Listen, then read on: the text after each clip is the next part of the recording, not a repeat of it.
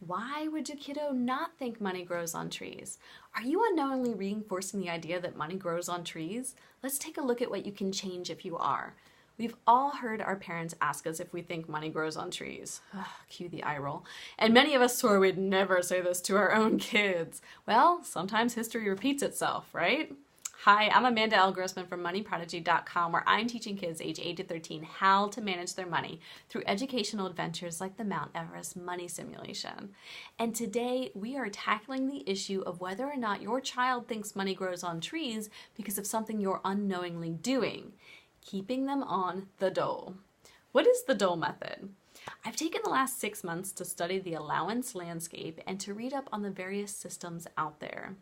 I created something called the Kid Money System landscape and categorized each of the allowance systems along a plot based on how much control they gave the parents versus how much control they gave the kids over both the spending and the getting of money.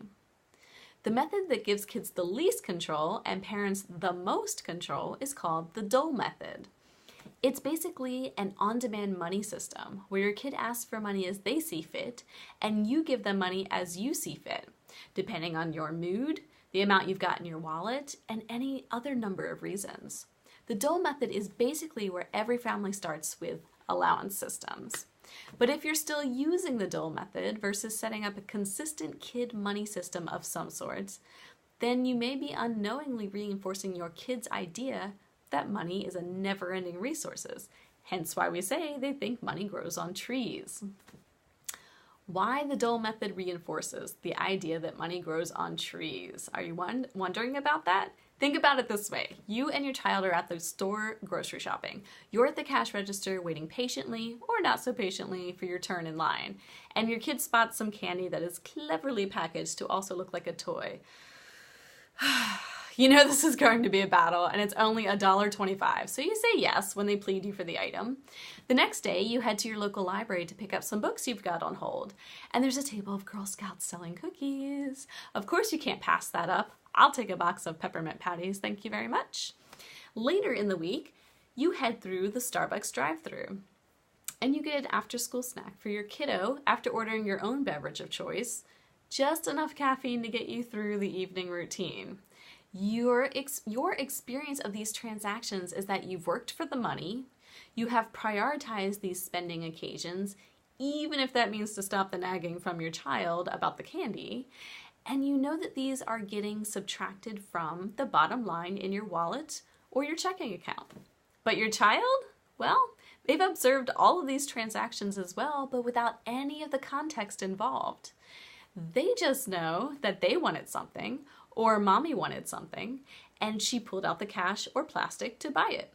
End of story. Seems kind of magical, right?